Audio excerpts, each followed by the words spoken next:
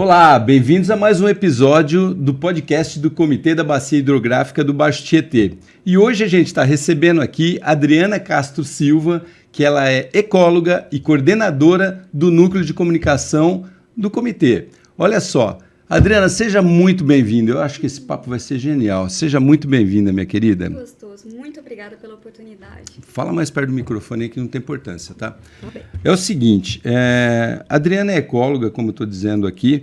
Me fala uma coisa, o ecólogo, às vezes a gente confunde até, né, essa profissão. Muita gente não tem ideia do que realmente faz um ecólogo. Você pode falar para a gente, né? Você decidiu assim, ser ecóloga? Verdade, quando você era criança, você falou, eu quero ser ecóloga, porque tem esse lance, né? Quando a gente está prestes a entrar na faculdade, sonha, né? você fala, eu quero ser doutor, quero ser isso, quero ser aquilo e tal, não sei o quê. Eu não queria fazer nada, assim, né? Mas tinha que estudar. Falar, não quero ser nada, tô na brincadeira. A gente tem um monte de sonho. Aí, o seu era ser ecóloga? Eu queria alguma coisa que tivesse uma relação direta com o meio ambiente, com mato, com bicho, e não era veterinária. Né? Então, assim, essa opção realmente ela foi assim crescendo, né? Fortalecendo e aí a importância assim de você tomar conhecimento dos cursos que existem, né? O ecólogo em si, eu sou formada pela Unesp, no campus de Rio Claro, né? E a formação, a grade curricular do ecólogo, ela é muito holística, ela é muito ampla, né? Porque imagina você que a ideia é que a gente consiga realmente analisar por meio de diagnósticos e concluir algumas tendências entre a relação homem e meio ambiente. Sim. E, cara, assim, meio ambiente é tudo. Tudo é meio ambiente. Nessa mesa é meio ambiente. Sim. O ar, o solo, todos os tudo meios. Tudo é fruto, né, da terra, digamos tudo assim. Tá aqui. Tudo está na terra, né? Tudo no globo.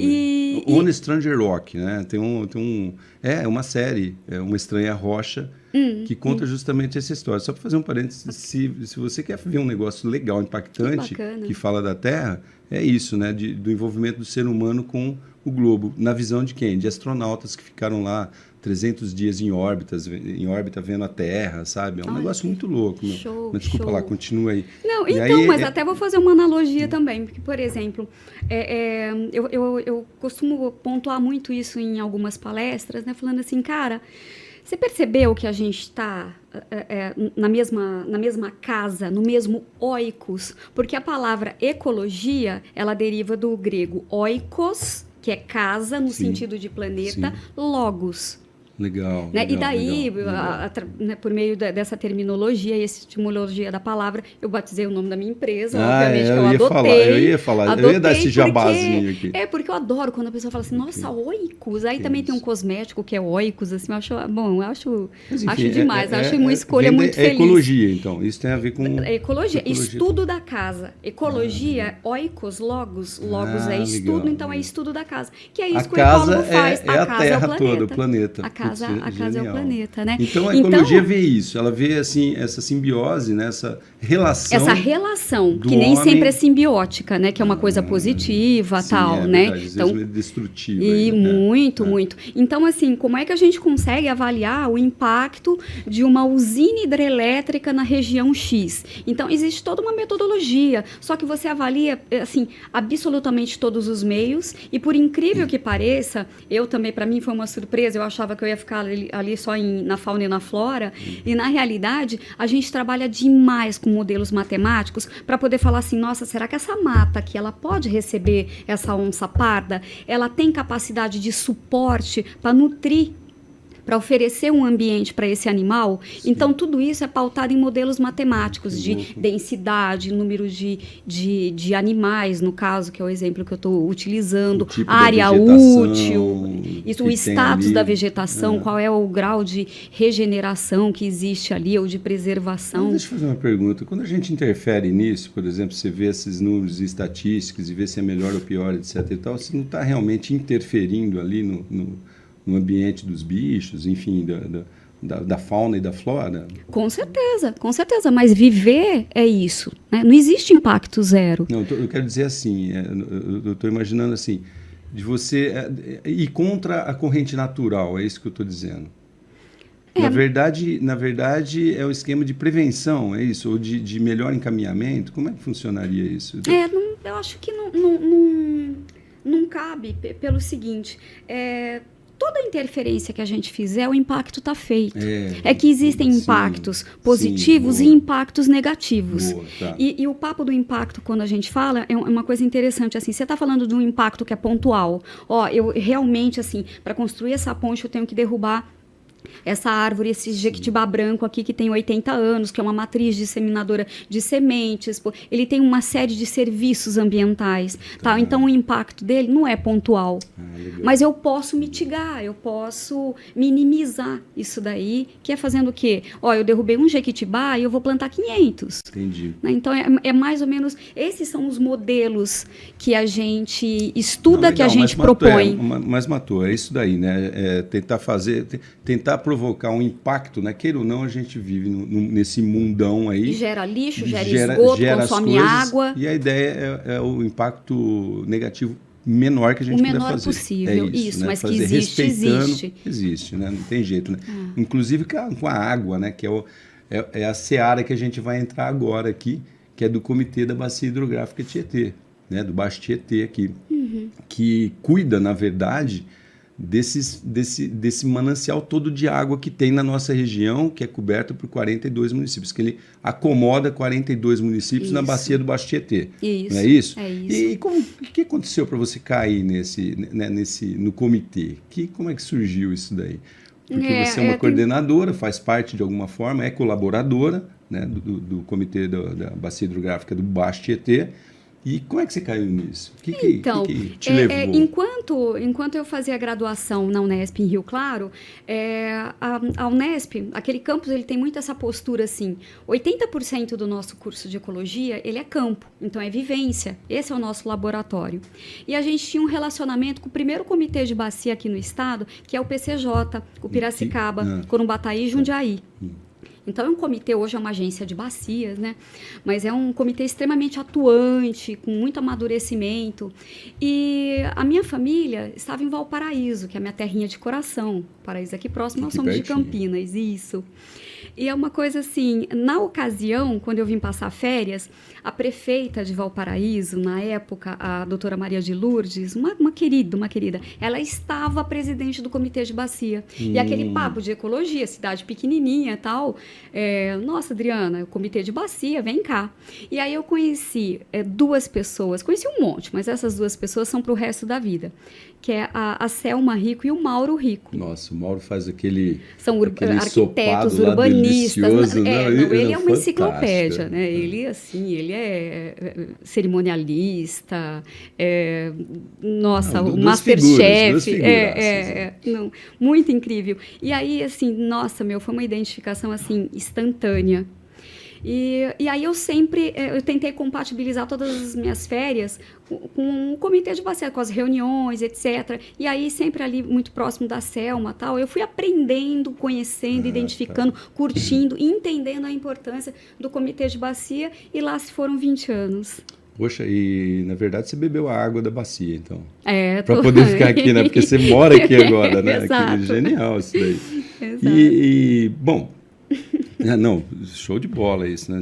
A minha esposa costuma dizer, ela falou, bebeu água daqui da região, fica aqui na região, né? Fica na região, são as riquezas do interior, isso é fantástico, né? Verdade. E aí você viu, entendeu o que é esse comitê? E qual que é a importância do comitê, então, Adriana? Aí você ficou participando disso e falou, poxa, esse negócio parece que é um negócio importante e tal, né?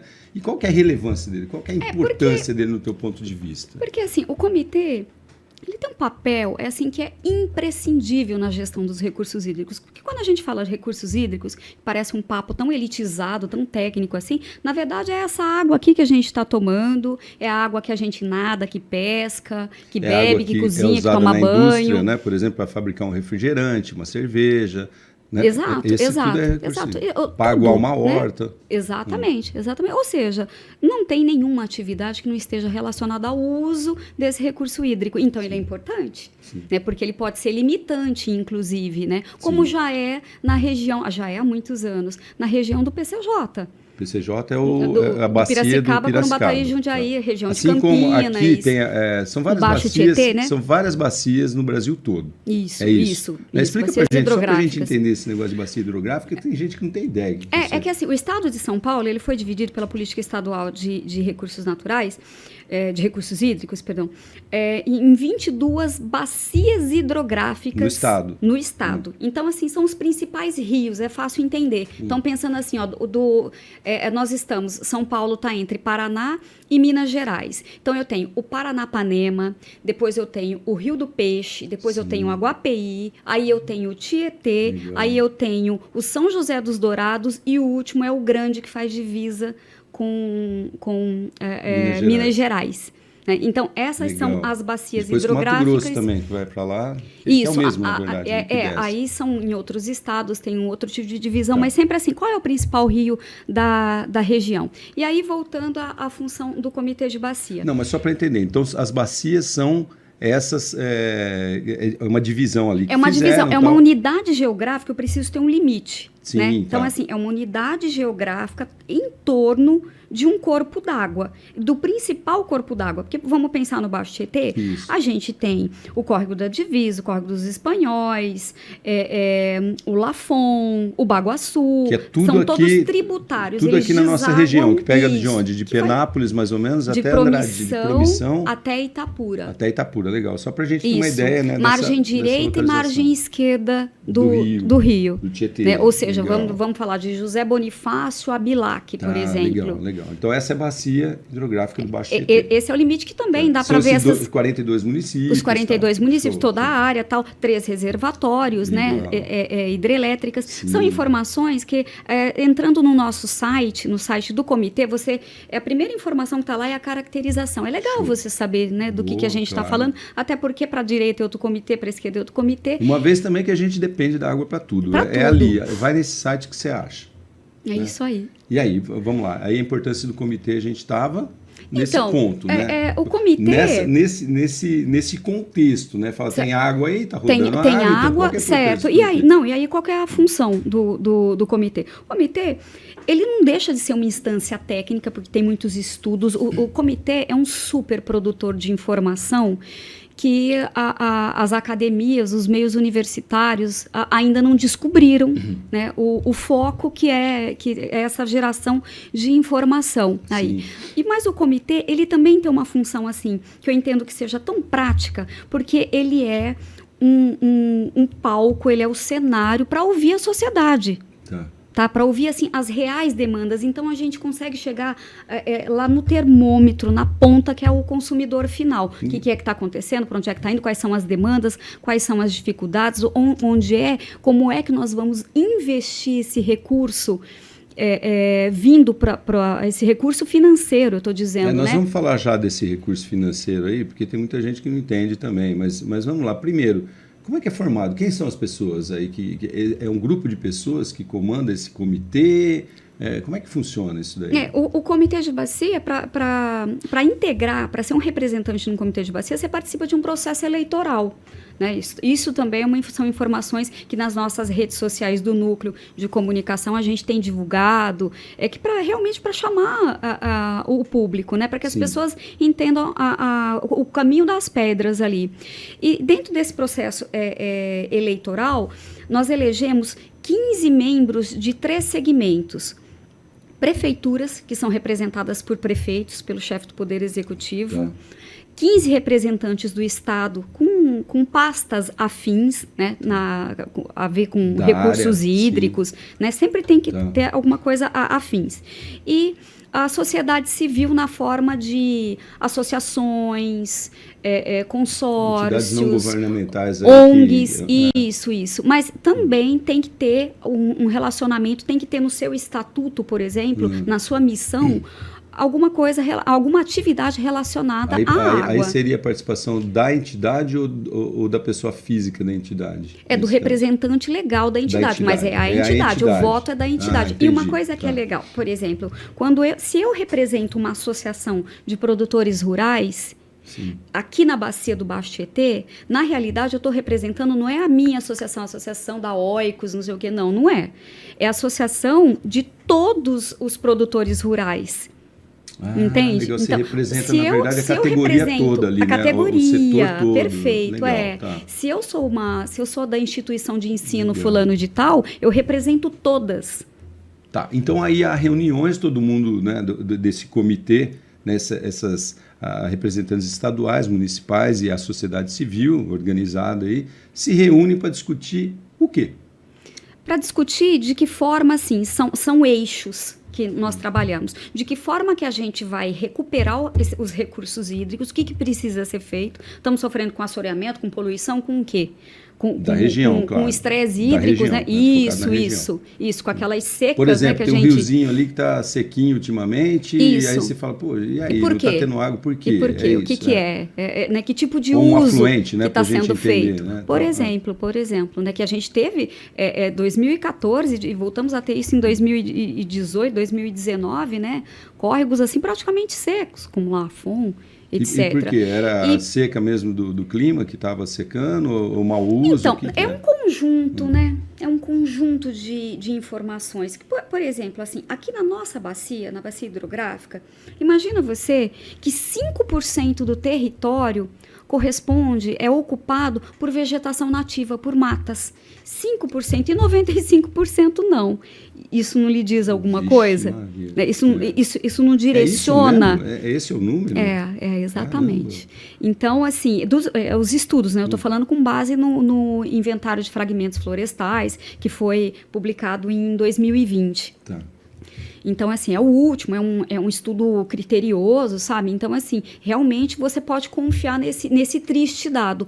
Ou seja, uma informação dessa, que é uma informação técnica, um embasamento científico, ela te dá uma linha de direcionamento. Sim. Poxa, eu preciso revegetar, eu preciso recompor. Sim. Aí que entra essa turma do comitê para ver uma alternativa, uma solução para isso? Quais são os projetos que podem ser aprovados? Quais projetos são viáveis, que estão dentro dessa linha, que reflete a necessidade do Comitê de Bacias? Pô, que legal. Então, voltando à origem da nossa conversa, aqui o início da nossa conversa, né, a gente minimizar, né, os danos na natureza. É mais ou menos isso. Então, falar, poxa, vamos ver um plano aqui, ó, por que está seco aquele afluente e tentar reverter... E o foco é sempre assim... para que a gente possa garantir a disponibilidade hídrica, sabe? Em qualidade e em quantidade. Num outro papo a gente já falou disso, foi com o Manfré aqui, né? Isso. E eu acho que é legal a gente reforçar, né? Por que qualidade e quantidade? Porque são indissociáveis, né? Muitas vezes eu posso ter uma quantidade imensa de água e a qualidade dela é totalmente comprometida, não serve para abastecimento público, não serve para irrigação, ou você serve tem uma qualidade altíssima da água, mas eu tenho pouca água. Que não vai resolver o problema de ninguém. E aí eu excluo outros segmentos. Então, tipo assim, já que eu estou usando, não tem água para sua atividade, Cássio. Legal, interessante. E teve um papo também, né, na última conversa que a gente abordou aí, que é aquele negócio, né, que pouca gente tem essa noção. Quando uma empresa que usa muita água, né, uma indústria, sei lá, uma fábrica de refrigerante, por exemplo, e outra cerveja, quando ela vem procurar negócio no interior, um dos pré-requisitos é esse, se tem água, não é isso? Claro, exatamente. E se não tiver água esse ali... é o primeiro fator. O primeiro fator. E aí tem que porque procurar terra quem? Tem, você vai achar onde terreno. Que a pessoa acha isso? Geralmente o caminho qualquer, para procurar o comitê. O comitê de bacias, ele vai dar essa orientação. Quando você não souber nada da região, nada sobre solo, sobre demografia, então você não precisa ficar indo lá no IBGE, não sei o quê. No comitê de bacia nós temos, assim, praticamente uma caracterização geral. Poxa, que genial isso. Então, estou escutando esse negócio. Física, socioeconômica. Pô, é mesmo? Olha que massa. Então, é um enorme banco de dados ali. Banco de dados, perfeito. Da região, isso. Cara, da região. Olha, pessoal, você que está ouvindo, é empresário, quer trazer sua empresa para cá, fica atento com isso. Procura o comitê da bacia hidrográfica, né, no caso aqui do Baixo Tietê, que é nessa região que a gente está. Né? E nas outras também, né? As bacias aí que devem ter a mesma coisa, né? Sim. É mais ou menos uma mesma linha, né? Agora, me fala uma coisa. A gente está vendo aí, ultimamente, né, que tem bastante produção acadêmica, né? Tem bastante estudante, tem bastante faculdade, né? Outro dia vi um dado aí que de advogado, o Brasil é o que mais tem no mundo, assim, o número de advogados, que somam a quantidade de formandos em advocacia, né, em direito no mundo inteiro, soma o Brasil tem, de monte, né? Mas e nessa área, né, que é uma área extremamente importante, né? Tem bastante gente interessada, mais que isso, para a gente não discutir números, né, comparativos aí. Existem projetos acadêmicos voltados para o meio ambiente, para as bacias, né, ou para a água, enfim? Existe. Vocês têm acesso a isso? Chega para o comitê isso? Por exemplo, uma faculdade lá de ecologia, que é aqui da região, ou uma faculdade que não precisa nem ser, pode ser de agronegócio, sim, sei lá. Claro. Né? Chega lá, eles acessam o comitê? Assim, olha, isso é outra triste notícia, mas muito pouco. A participação do meio acadêmico no comitê nesses 20 anos que eu estou lá, assim, ela é mínima. Ela é mínima e eu penso que é por falta de conhecimento. Daí a importância também do núcleo, desse difusor de informação. Porque, realmente, nós temos tantas demandas, mas tantas demandas. A gente é motivo de inúmeras teses, de monografias, de doutorados, entende? Então, assim, assunto, temáticas é o que não nos faltam. E realmente a gente não tem, se você pesquisar, e como eu trabalho na área ambiental, trabalho com licenciamento ambiental, eu estou sempre buscando dados, informações com bases científicas. Sim. A gente tem pouquíssimos estudos aqui na nossa bacia hidrográfica. Então cabe aí um convite, né, para as academias, né, para as universidades, as faculdades aqui da região, e não precisa ser só da área que envolve... Tudo está relacionado. Tudo está relacionado. Tudo. Filosofia está relacionado, né? É comportamental. Né? Engenharia, biologia. Tudo. Aí você fala, o que tem a ver tecnologia? Informática, por exemplo, tem tudo a ver, porque você pode desenvolver aplicativos, aplicações, modelos matemáticos para cálculo hidrológico. Enfim, o céu é o limite. E a gente volta na origem de novo, porque o globo que a gente vive aí, tudo está relacionado. Exato, né? Exato. Então, e assim, a próxima eleição é em março de 2023, então fica atento. Nas nossas redes sociais, a gente vai estar sempre falando sobre isso. Inclusive, isso daí eu ia te perguntar. As universidades podem participar também? Podem fazer parte? Devem. As universidades têm 2 assentos, né? Quando a gente fala 2 assentos, são 2 espaços dentro dos 15 da sociedade civil. Ah, então tá aí. E a gente tem dificuldade de ocupar esses 2 assentos. Você acredita? Vocês que são aí do meio acadêmico, faz favor, né? Acho que oportunidade, convite, né? É uma oportunidade mútua, assim. Não, genial. Então, Adriana, olha que interessante. Você está dizendo que falta até participação, né, para preencher umas cadeiras aí do meio acadêmico e tal. E aí foi criado o núcleo de comunicação do comitê, para justamente ampliar esse conhecimento. Por quê? O que acontece? Assim, o que acontecia? As pessoas não sabiam dos serviços que faz, desse monte de dados que são gerados aí, inclusive, né, que deve ser gigantesco. Sim. É isso, então a necessidade veio daí? O núcleo de planejamento e comunicação integrada do Baixo Tietê, esse é o nome do projeto. Legal. Ele é um dos projetos que foi apresentado pela ASENAP, que é a Associação dos Engenheiros e Arquitetos de Promissão. Tá. Né? Ela é a tomadora, é um representante ali. Foi apresentado para o comitê? Foi apresentado para o comitê.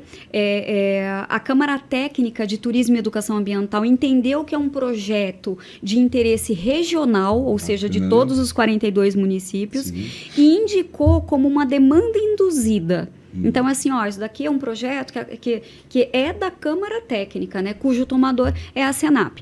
Então, a missão desse núcleo de planejamento e comunicação é realmente assim, organizar, disponibilizar todos os estudos existentes, indicar novas demandas. Existentes dentro do comitê. Estudos técnicos feitos aqui para a bacia. Tá, para a bacia, dentro do comitê. Isso, dentro do comitê. Imagina você, vou utilizar um exemplo. Praticamente os 42 municípios têm seus planos municipais de saneamento, de resíduos sólidos, de estudo das águas, de escoamento na área urbana, que é um problema. Imagina que isso vira uma colcha de retalho. Então, Coroados tem, Birigui tem, Araçatuba tem, certo? E quando você olha todas essas peças juntas, você monta o quebra-cabeça, não é? Então, Sim. Qual que é a situação da bacia? Nós temos diversos indicadores ambientais para a bacia que refletem assim a saúde ambiental da bacia, quais são as nossas tendências, né? E a missão é isso. Quando a gente fala do planejamento, é organizar e disponibilizar para que isso fique acessível para as empresas, para quem interessar. Tá. Ele é público. É público, é feito com recurso público e é de domínio público, né? E a comunicação é justamente para isso.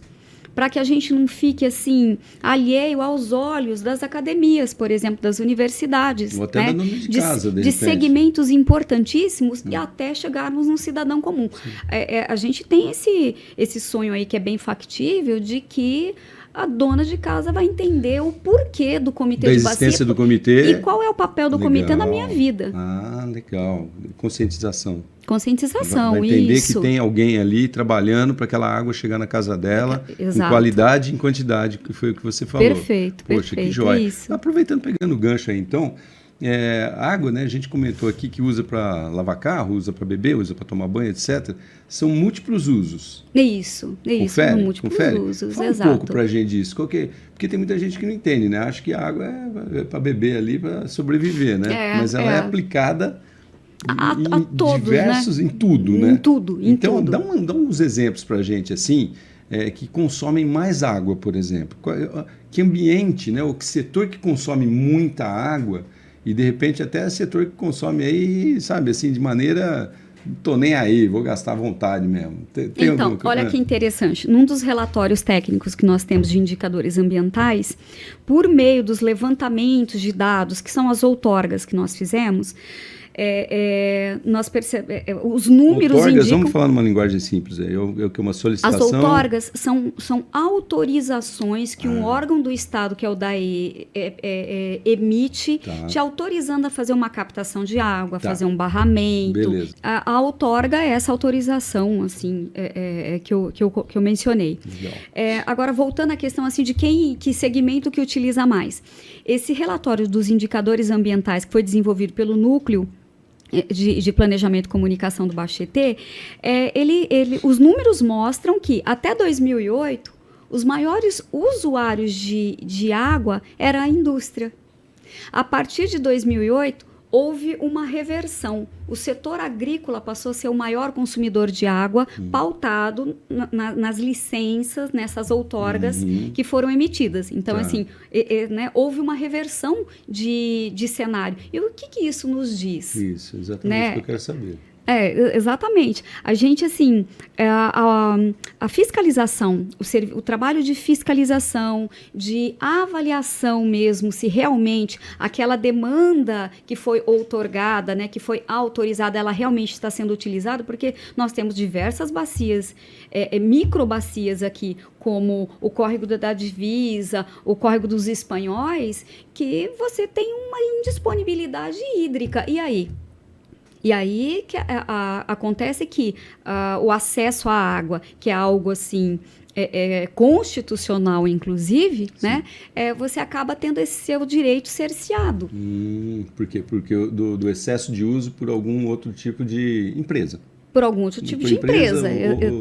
Não diria nem excesso, mas de qualquer forma existem autorizações que eu não sei. Me fala uma coisa, você deu um exemplo aí, por exemplo, você pega uma indústria, a indústria estava consumindo mais água, né?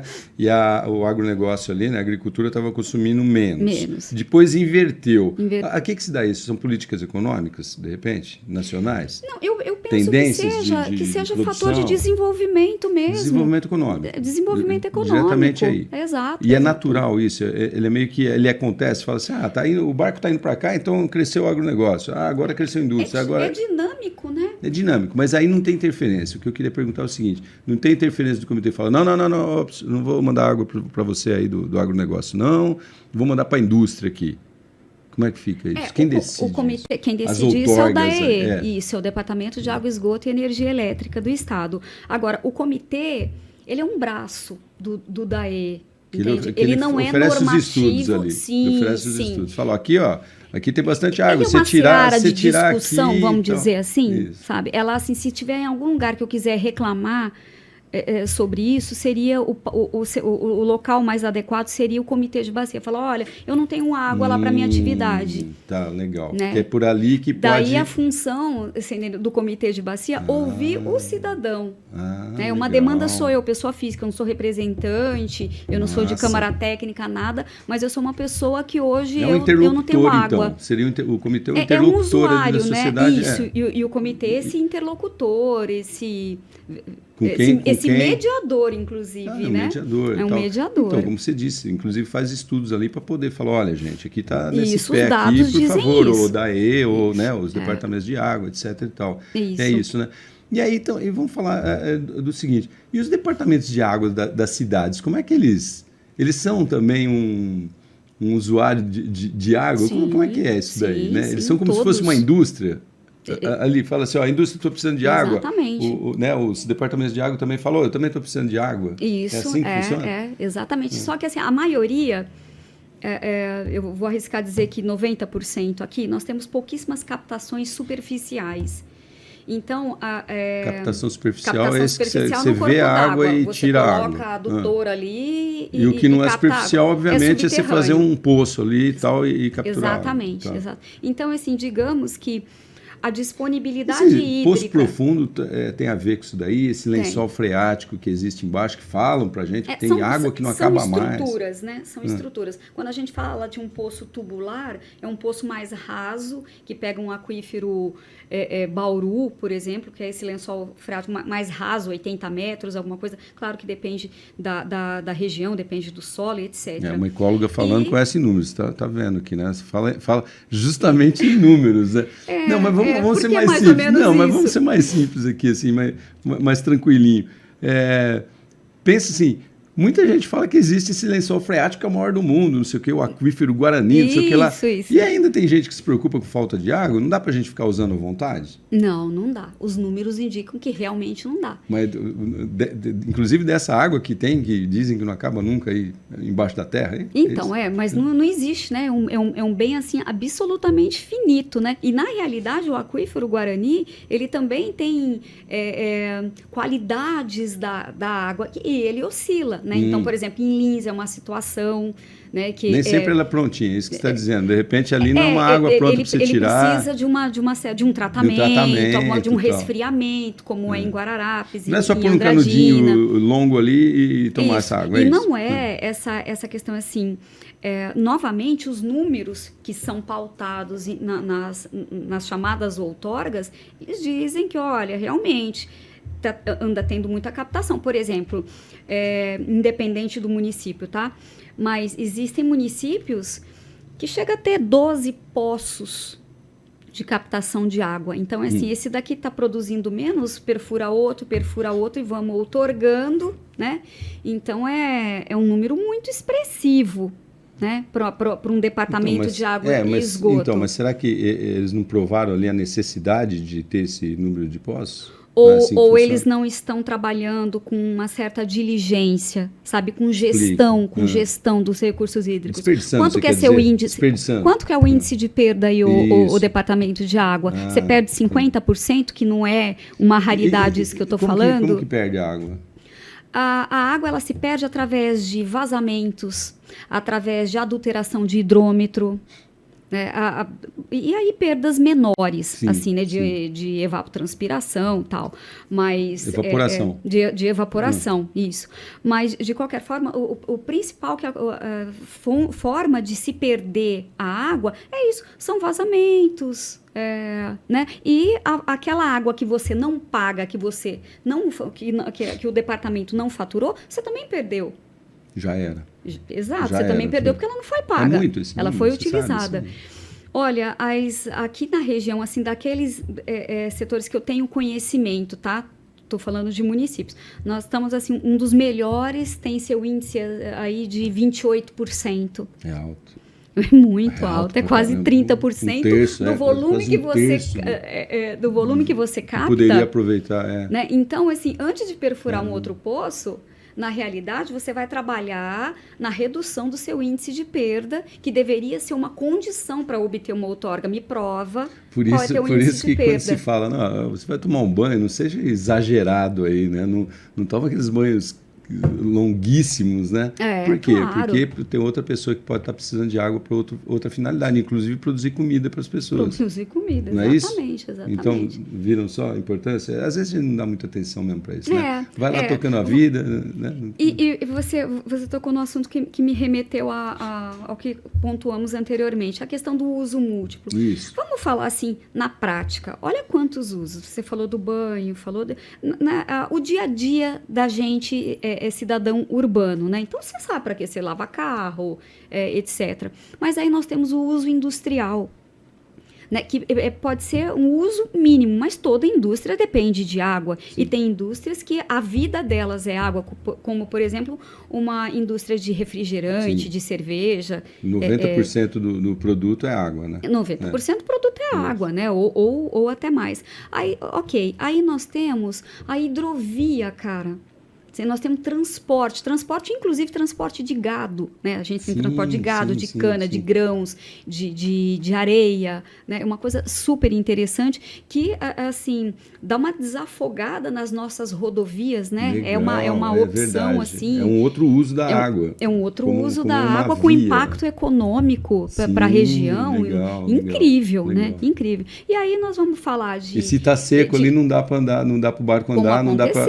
Como aconteceu. Legal. Aí nós temos um outro uso que é a geração de energia através das hidrelétricas. Né? Tudo isso eu estou falando aqui do Baixo Tietê. Coisa que a gente vê, coisa que a gente conhece. Coisa que a gente vê, exatamente. E aí você tem toda a agricultura dependente da água, Sim. obviamente, então toda a seca aí vai impactar diretamente, vai provocar perdas assim significativas, né? E depois nós vamos chegar no pescador, Sim. não estou falando por ordem de prioridade, estou falando em termos de uso mesmo. Você tem o pescador, nós temos muitos pescadores profissionais que vivem da pesca aqui na nossa região, sem falar na indústria do turismo. Isso é o lazer, isso que eu ia falar, né? Você vai aí para... Aqui, o cara de São Paulo não tem ideia do que o Tietê aqui do que é uma delícia. Exatamente, poder... né? Ele sai daquele esgoto, vem aqui. A céu aberto. Que louco isso, né? Então, os múltiplos usos mesmo, né? E a gente não tem essa noção, né? A gente não percebe isso. Por isso que é legal, inclusive, aí, né? O pessoal os estudantes, né? Universitários, aí, pesquisadores, pensar em soluções para isso, Perfeito, né, Adriana? Sim, claro, tá sempre ligado nesse assunto.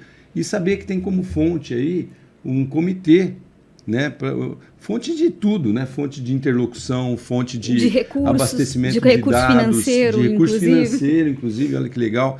Me fala rapidinho esse negócio de recurso financeiro, porque eu vou entrar numa outra pergunta aqui, já, né, sobre esse negócio do custo da água. Mas antes disso, o comitê, ele tem dinheiro?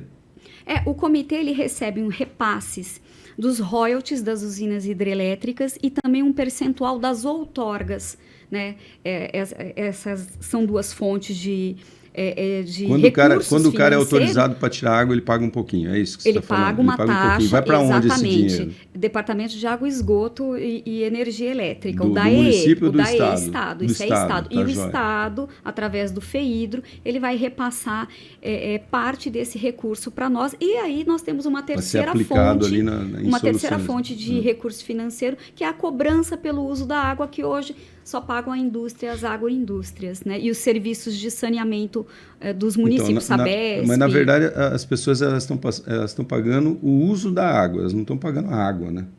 A água você paga para a Sabesp, por exemplo. Certo? Eu usuário, eu dona de casa, a minha fatura de água eu pago para a Sabesp. Você não está pagando Só que a água, Sabesp, você está pagando serviço para ele trazer água para você. Eu estou pagando água e esgoto, né? Porque toda conta de água é água e esgoto. Eu estou dizendo assim, você não compra água, que nem a gente compra uma garrafinha aqui. Quando você recebe em casa, pelo serviço de eles pegarem, coletarem água, tratar a água e colocar na tua casa. Na tua torneira, exato, então, perfeito. Quer dizer, a água, nesse caso aí, a água é um bem público, né? Aquilo que a gente estava falando, é um bem acessível para todos. Chegar na beira do rio e tomar um pouquinho de água, você não está pagando, É isso? Ainda não, né? Ainda não? Pode ter. Pega a fichinha ali, mas vai pagar. Essa a diferença que eu acho muito importante, e realmente existe uma certa confusão com relação a isso. A água que eu, dona de casa, pago o serviço público de água e esgoto, que eu pago lá para a Sabesp, eu estou falando da água da torneira. Sim, certo? sim. E eu, enquanto indústria, tá? Se eu tenho uma usina de açúcar e álcool, gerar receita, eu vou gerar, captar isso, exatamente, e aí tá, eu vou pagar para o comitê. Entendeu a diferença? Entendi. Aí é para o comitê. E aí o comitê vai pegar todo esse recurso e depois ele distribui em forma de projetos que são de recuperação, ali, de preservação, tudo voltado para minimizar aquilo que a gente estava falando, né? As perdas que existem, né? De tentar os impactos e para manter a água, a disponibilidade hídrica na bacia. Legal. Então todo esse recurso que é arrecadado, ele é revertido, vai? Ou a maioria dele? Sim, é totalmente revertido. É totalmente revertido. Totalmente. E para a bacia, o que é legal é que essa grana fica aqui. Sabe, ela é paga aqui, mas o benefício também é aqui. Que bom. Então, na bacia aqui do Baixo Tietê, por exemplo, todo mundo que está pagando alguma coisa, seja a indústria, né, a dona de casa, todo esse recurso está ficando por aqui. Exatamente, né? É investido aqui. Parte deles, aí, dependendo do que é, vai para o comitê já retorna tudo. É isso, né? Isso. Então, aí tem aquela frase que eu gosto muito aqui, que é o seguinte: água tem custo porque a vida não tem preço. Né? E é isso que a gente está falando, né? Quero que você discorra um pouco nessa frase aí, que é uma frase de impacto. Super. Essa frase assim, emblemática, que é da autoria do Manfred. Ele que fez essa sugestão e, na época, estávamos discutindo no comitê em 2010. Manfred, para vocês entenderem, o secretário executivo do comitê. Do comitê. E esse diretor de outorgas no DAE. No DAE, tá. E aí, essa questão assim, nossa, olha, como é que a sociedade civil vai entender o comitê? Então, o comitê é uma instituição, uma entidade que chegou cobrando água, aí é isso? Aí né? assusta todo mundo. Assusta todo mundo. E outra, é dessa forma que o comitê queria ser conhecido? Né? É isso, eu estou aqui tarifando. E aí entra o núcleo de comunicação para tentar mostrar o que, é realmente. O que é realmente, o que é legal. na prática, né? A importância disso. E é uma frase extremamente feliz que reflete a realidade, porque assim, então a água eu poderia colocar a bomba que eu quisesse, um conjunto motobomba, perfurar quantos poços eu quisesse, que tá tudo bem. Tô nem aí, não devo nada para ninguém, aquilo, né? Você tá aqui na minha terra. É de graça. A história do é de graça. Né? Então, também não tem limite de uso. Você exagera, arranca toda a água que tem ali, mas a outra pessoa que estava ali embaixo vai faltar para o outro. E vai faltar para alguém no plural, né? Porque ela não se multiplica. Né? Exato. De que forma que você devolve. E ela reflete isso, essa frase, né? A água tem um custo. Ela tem um custo. Você paga porque a tua vida não tem preço. E o que a água propicia? Vida, cara. Vida. Tem um negócio, eu tive uma experiência esses tempos. Aqui na nossa região tem muito rancho, né? Tem muita chácara. É uma região que a gente tem espaço, né? São um dos atrativos do interior. O reservatório propiciou isso, né? Um dos impactos positivos desse reservatório. Que ele cria bacias ali, né? Cria uns lagos represas, ali, represas, desculpa. Então, isso é genial. Então, chácara, rancho, né? Mas a própria região, né? O interior, essa riqueza que a gente tem aqui, de não morar em prédios, né, verticais e tal. Então tem muito espaço, né?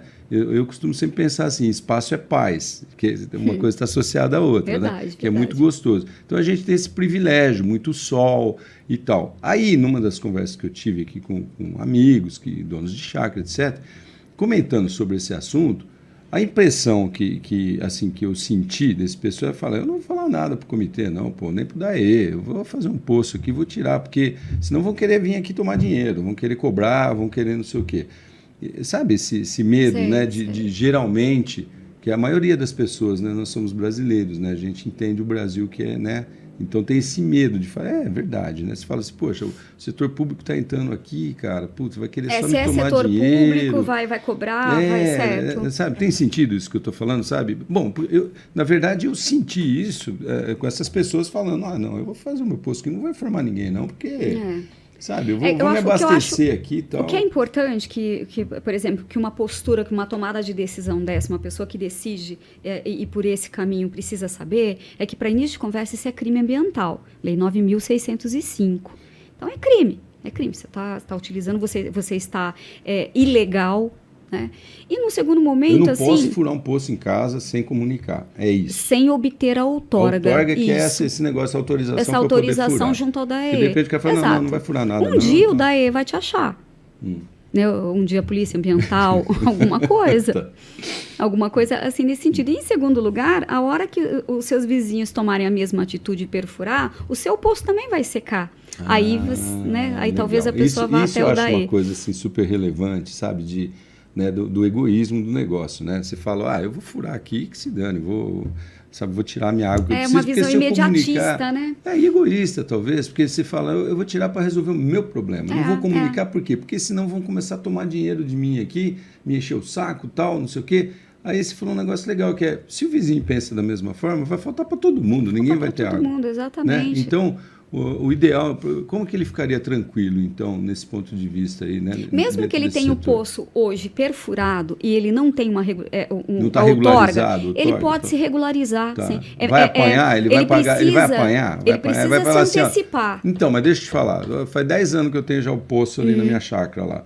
Tá, agora você está falando para mim ir lá. Será que se eu for lá, os caras não vão pegar eu de jeito lá e falar, você vai ter que pagar 10 anos aqui, o atraso todo... É o medo, né? Mas eu acredito assim que não é retroativo. Quando a gente regulariza, pelo menos até onde eu tenho conhecimento da legislação, ela não vai retroagir a quantos anos você tem perfurado aí esse poço. Que pode ser um dali medo, para tá frente. entendendo? Pode ser um medo, né? Você que tem aí. Eu entendo, mas o papo é legal. Assim, se fosse para dar um conselho, é totalmente gratuito, hein? De quem tem conhecimento técnico para falar isso, se antecipa, não deixa. É melhor você ir até o órgão responsável por isso do que ele ir até você. Melhor, né? Porque melhor daqui para lá não é crime ambiental, mas o contrário é. O contrário, ele vai te pegar ali e vai falar, você está errado aqui, vamos corrigir esse notificação. Então, mas o mais interessante disso, eu acho ainda que é o seguinte, a pessoa comunicando que tem ali, ou tirando o outorga, legalizando, enfim, falar, estou tirando X mil litros de água aqui por mês. Paga lá a taxinha, seja lá quanto for, mas ela está pagando aquilo lá para quê? Para que ela não abuse também, né? Para que ela não ligue a bomba e fale assim, nossa, não tem água, né? Use o adequado. Para disciplinar isso daí, né? Legal. Porque eu penso assim, você quer ter o privilégio de ter um poço, de ter a quantidade de água que você tem? Eu vou fazer uma analogia com piscina. Tem muitas pessoas, eu também moro em rancho, eu infelizmente conheço pessoas que esvaziam a piscina todo final de semana porque não quer gastar para tratar, mas quer ter a piscina. Pronto. Aí ela está usando água que então esse jeitinho vai limitar todo mundo, porque lá no início do nosso papo a gente está no mesmo globo, a gente está no mesmo oikos, é a Terra. Só tem uma. E você acha que vai acabar? Eu espero que não. Eu invisto muito do meu tempo, assim. Não é uma questão profissional, é uma postura. Sim. Postura de gente. Eu sou ecóloga de manhã, de tarde, de noite, no meu escritório e dentro de casa, né? Então, não é, eu posso garantir que não é perfumaria. Só que não pode ser uma preocupação, a gente não pode carregar o piano, sabe? Eu faço e 10 não fazem, né? Então, a todo momento que você desliga o interruptor de luz, porque você não está utilizando aquela energia, que você separa o lixo para coleta seletiva, separa esses resíduos, a partir do momento que você não liga a água pluvial, a água de lavagem de piso no esgoto e etc., você pode ter certeza que todo esse bem é revertido para você. Tudo vai funcionar melhor do que anda funcionando. Tem total sentido isso, dona Adriana. Total sentido. Se as pessoas... essa é consciência, né? E educação também, não é? Assim... Você tem uma certa educação de saber o que é aquele bem que você está usando, né? E saber usar esse bem. Exato, né? exato. Com bom senso, com parcimônia, né? Saber o que realmente você precisa, não desperdiçar, etc. e tal. É isso, né? Sabe, às vezes eu tenho essa sensação, assim como você falou dos amigos lá no rancho. Eu quero, olha, eu acho que eu vou obter uma vantagem aqui, então eu vou perfurar um poço que vai ser mais barato. Né? Então, assim, tem coisas que são, assim, pequenos delitos. Eu sei que está errado, mas estou fazendo, né? Sim. E tem aquela coisa assim de que, olha, eu só quero obter uma vantagem, mas assim, essa vantagem ela tem um preço tão alto. Às vezes ignorância, tá, né? Tá fazendo lá também por ignorância. Não tem esse, por não falta tem de essa conhecimento, ideia. por falta de... Eu me atrevo aqui a fazer um convite, então, para as faculdades, né, para os estudantes. Hoje a gente está vivendo uma era aí que tem aqui a comunicação, né, a internet ampliou tudo isso daí. E as soluções, são as mais variadas possível, né? Através de aplicativos, você pode chamar táxi hoje. Quer dizer, tem muita coisa que se resolve ali, né? Através desse, eu costumo chamar aí da enciclopédia de Alexandria, né? Que é um celular, né? Tem muita coisa que se resolve. Agora, por que vocês aí né, do setor universitário, os pesquisadores, não criam, vamos fazer esse convite, esse desafio, por que não cria alguma coisa nesse sentido, que é um problema, eu acho, ainda, né? Penso eu, né? É um problema dessa consciência, do próprio uso da água, né? O desperdício da água, a falta de conhecimento sobre isso, né? Então, se você tem uma ideia aí e fala, cara, vamos fazer um projeto acadêmico aqui para chegar nas pessoas esse negócio. Não estou falando de publicidade, comunicação, não. O núcleo já está fazendo isso daí, mas alguma coisa que ajude, né? Que promova que amplie, ali, sabe? Que de repente impacta a pessoa de alguma forma. Né? A gente fala muito em gamificação hoje em dia, né? Tem um exemplo que eu li uma vez, achei super legal, que aqui a gente multa as pessoas por elas passarem o limite da velocidade. Tem país que premia quem não passa. Olha só, é o caminho inverso. Sim, né? Sim. Então, é tipo assim, você não precisa limpar, é só não sujar. Isso, pronto, alguma coisa nesse gênero, né? De repente, para a água, isso poderia ser, sei lá, um projeto de gamificação, um joguinho que todo mundo gosta de joguinho. Assim, são tantas searas, Cássio, assim, tomara assim, que realmente o seu convite seja atendido, porque foi muito providencial. São tantas as searas, né? São tantas as demandas. E eu tenho certeza que seria assim uma união assim incrível, comitês e os centros universitários. Você falou uma coisa no começo da conversa que é genial, que é um globo, meu.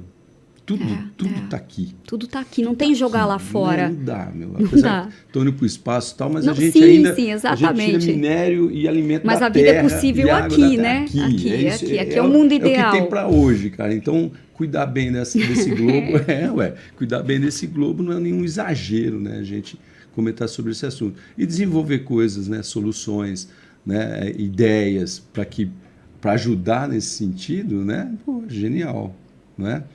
É isso aí. Cara, eu achei top. A gente pode falar. Eu tenho um outro assunto que eu quero falar com você, mas vai ser numa outra ocasião, né? Dos resíduos, da logística reversa. Logística reversa, mas é um outro papo para a gente ver outra hora aqui, que também é muito importante. Legal. Mas, Dri, acho que massa, cara. Eu acho que foi legal, assim, para a gente dar um parâmetro. Você é meia técnica, né? Você fala umas coisas meia técnicas. Às vezes eu vou nesse dialeto. Não, mas bacana, né? O teu conhecimento, né? E a gente tentar levar para uma linguagem mais simples. Eu espero que vocês tenham entendido a importância do comitê, né, aqui na nossa região, a importância do trabalho de um ecólogo que está preocupado com o mundo. Putz, eu dei um exemplo fantástico aqui.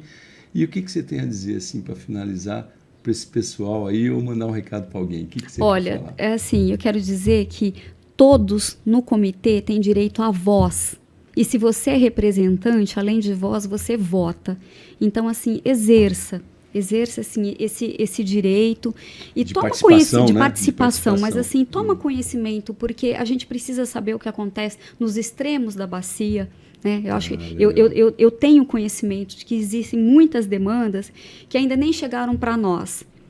Né? Mas essa é o palco ideal também, e é o lugar para se trazer. E vamos supor, quem não pode, né? São 15 membros, você disse que são 15 membros de cada setor. Município, aí, Estado e sociedade civil. Né? Da região, obviamente, aqui, né? Pessoas que trabalham com o assunto, que, né, são profissionais da área.